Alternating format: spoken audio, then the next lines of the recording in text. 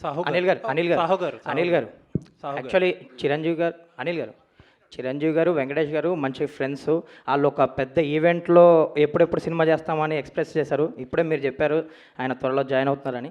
ఆయన క్యామియోలా ఉండబోతుందా, ఒక లెంత్ నిడివితో ఉండబోతుందా ఆయన క్యారెక్టర్? ఇప్పుడు చెప్తే వెళ్ళి రాసేస్తావుగా మొత్తం. నేను 5% చెప్తా, నువ్వు సాయంత్రానికి 50% కథల్లేసి రాసేస్తావు. సాహు గారు అనిల్ గారు హాయ్. అనిల్ గారు హాయ్. నేను చెప్పనుగా. సాహు గారు అనిల్ గారు హాయ్. అనిల్ గారు హాయ్. సార్ అంటే ఒక ప్రొడ్యూసర్గా జర్నీ చేశాక చాలా షార్ట్ పీరియడ్లో బాలకృష్ణ గారిని ఇటు చిరంజీవి గారిని కూడా ప్రొడ్యూస్ చేస్తున్నారు మీరు. ఎలా ఉంది ఎక్స్పీరియన్స్? స్ట్రెస్ఫుల్గా ఉందా? చాలా ఎంజాయ్ చేస్తున్నారా ఏంటి? ఏమండి ఒకటి చెప్పగలుగుతానండి, అనిల్ ఉండగా దిగులు దండగా.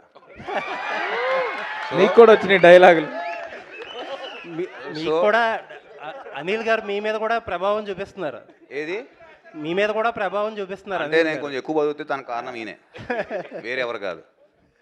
అనిల్ గారు ఆల్ ది బెస్ట్.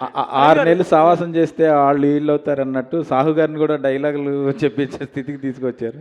ఎక్కడ ఎవరు మా రఘు గారు ఆయన ఇంకా కొన్ని నిన్న 2-3 చెప్పారు మన బండ్ల గణేష్ గారి స్టైల్లో.